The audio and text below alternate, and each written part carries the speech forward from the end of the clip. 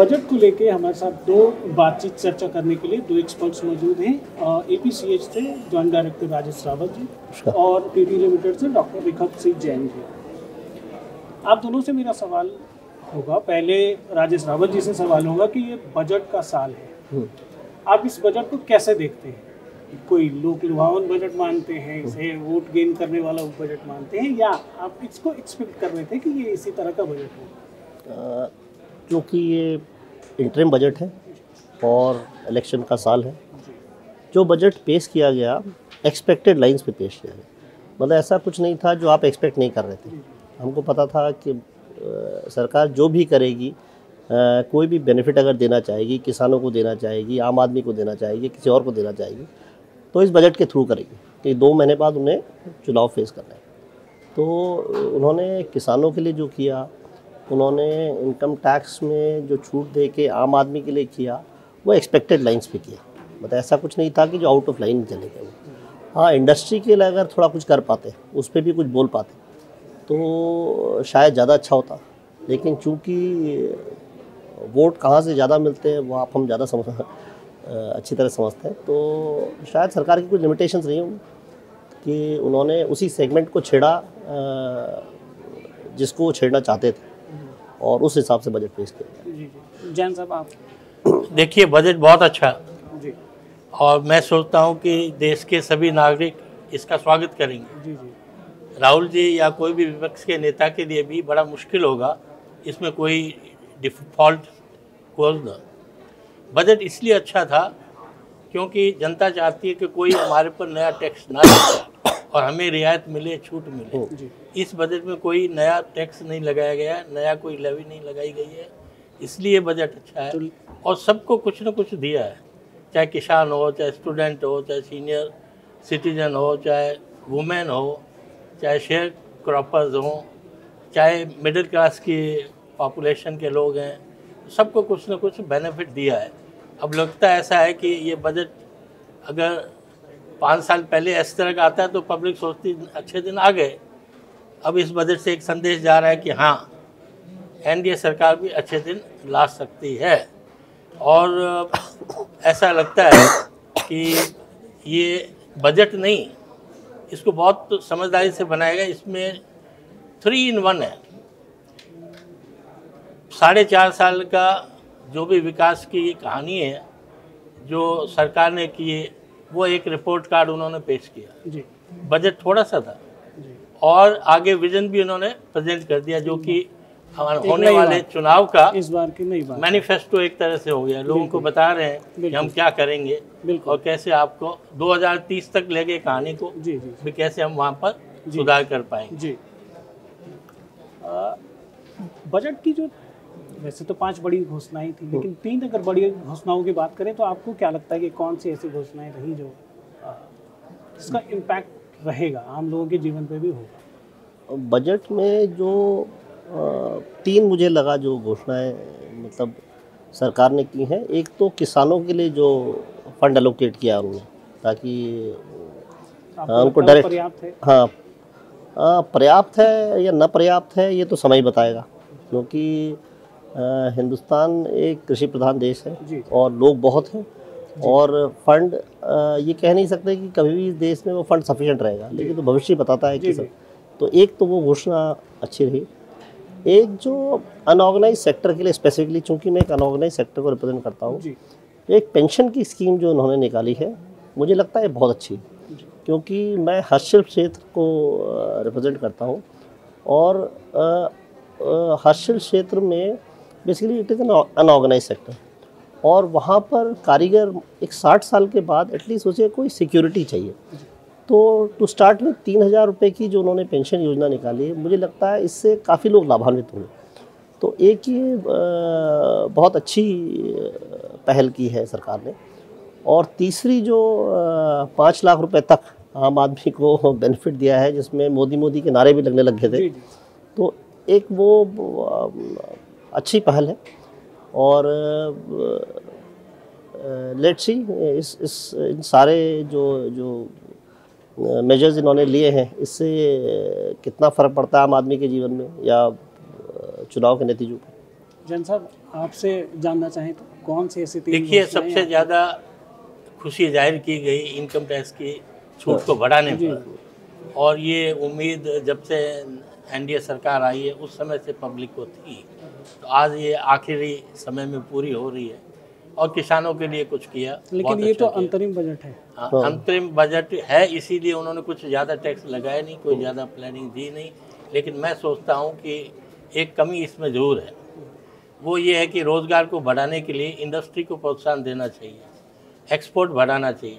उसके लिए वही एक पुराना फार्मूला है कि एक्सपोर्ट इनकम एग्जम्पशन होनी चाहिए, और नई फैक्ट्रीज, खाली स्टार्टअप नहीं, नई मैन्युफैक्चरिंग फैक्ट्रीज को भी 5 साल 7 साल इनकम टैक्स से रिलीफ मिलना चाहिए।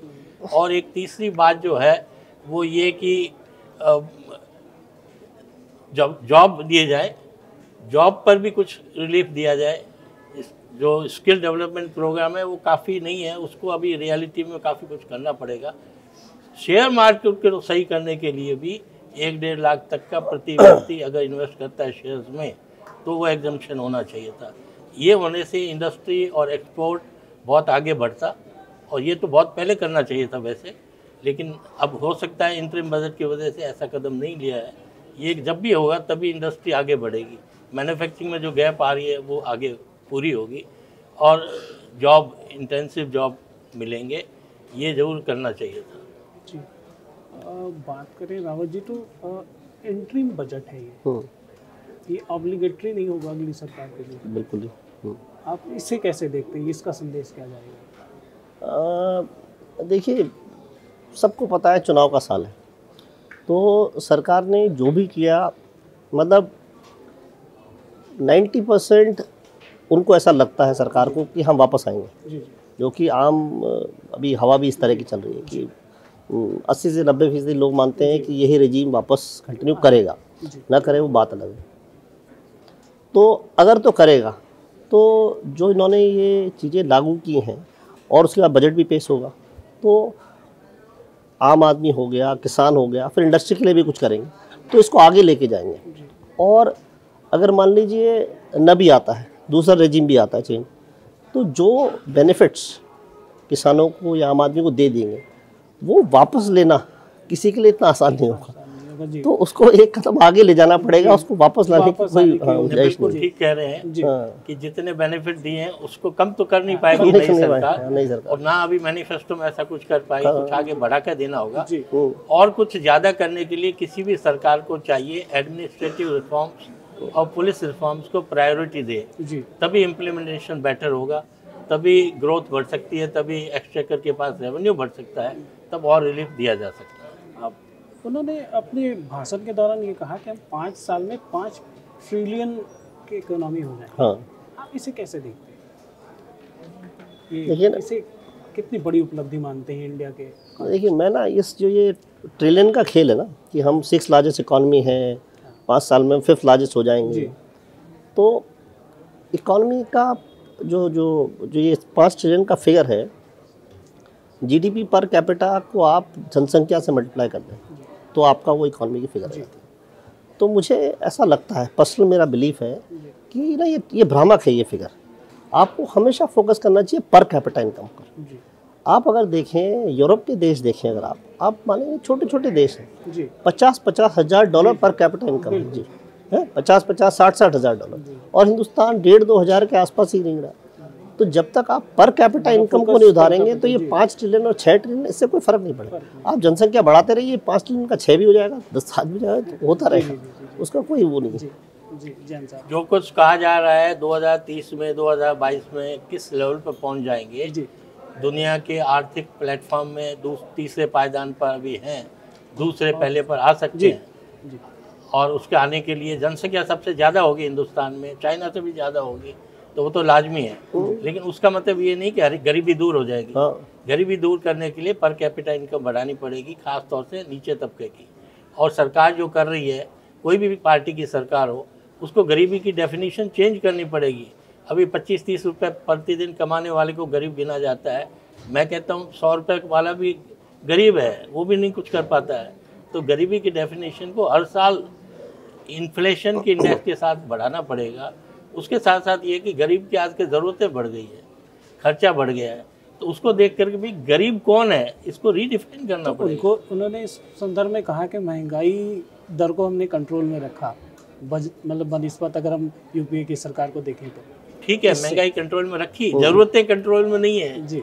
आज गांव के लोगों को भी जो सुविधाएं चाहिए, हेल्थ की सुविधाएं चाहिए, एजुकेशन, वो महंगी होती जा रही है। अच्छा, तो हमने एक बड़ी घोषणा सुनी, 2 हेक्टेयर जिनके विवाद जोत है वो उन किसानों के लिए 6,000 रुपये की छूट की। आपको कितना लगता है कि ये आज के भारत के लिए, फौरी तौर पे तो देखने पे बहुत अच्छी घोषणा लगती है, लेकिन कितना इम्प्लीकेबल और कितनी पॉजिटिविटी के लिए ये काम करेगा?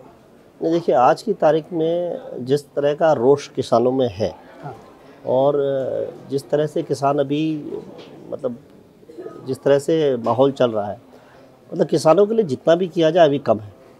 मेरे ख्याल से बहुत ज़रूरी है कि आप एग्रीकल्चर सेक्टर में जितना प्रोत्साहन दे सकते हैं, जितना इंसेंटिव दे सकते हैं दें, ताकि मतलब at the end of the day अगर आप देखें तो हम एक कृषि प्रधान देश रहे हैं, जैसे मैं पहले ही बोला, और कृषि में रोजगार की संभावनाएं असंख्य, मतलब संभावनाओं का कोई अंत नहीं है।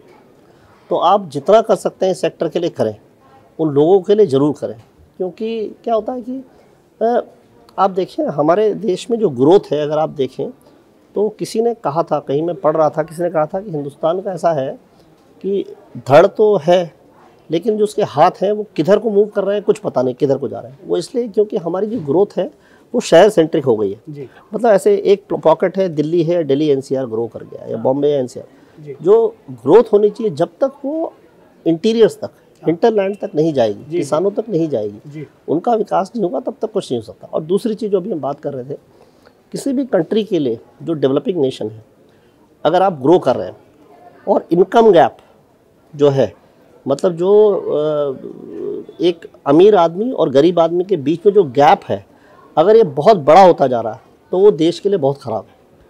ये गैप हमेशा कम होना चाहिए, मतलब विकास हमेशा होलिस्टिक होना चाहिए।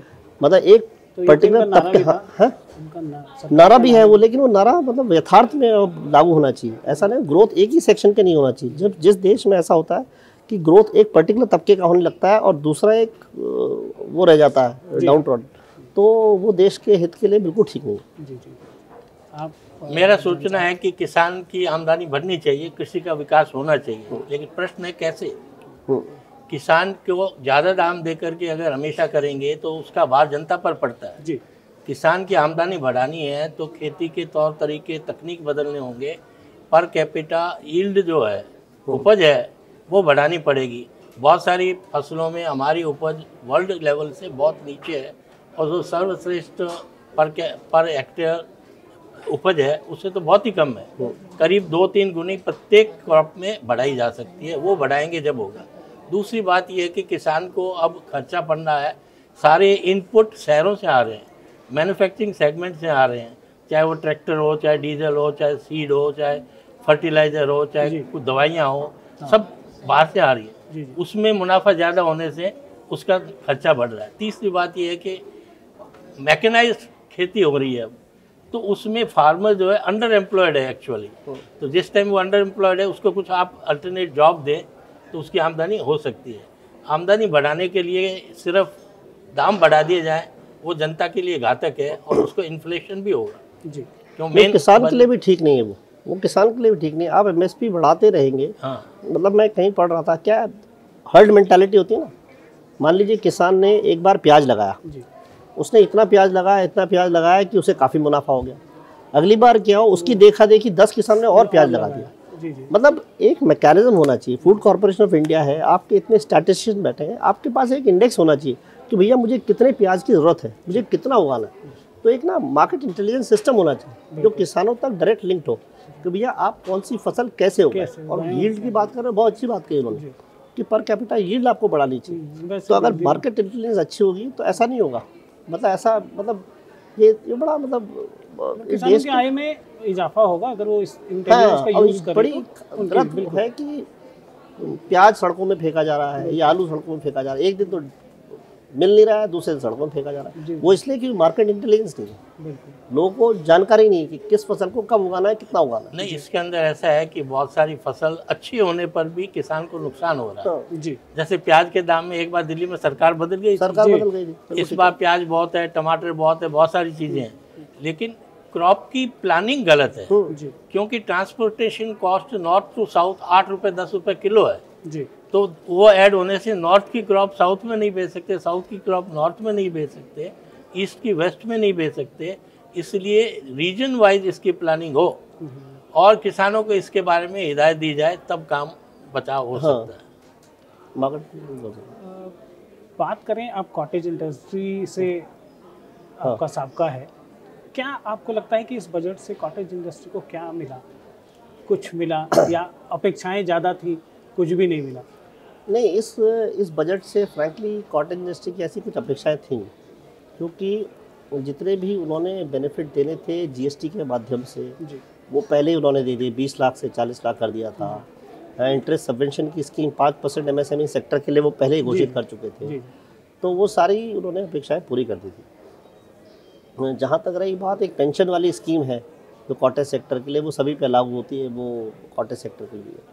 हाँ, इंडस्ट्री के लिए उन्होंने कुछ भी नहीं किया। In the sense external sector, जैसे हम बात करते हैं एक्सपोर्ट को बढ़ाना है, एक्सपोर्ट सेक्टर के ऊपर उन्होंने एक शब्द भी नहीं बोला।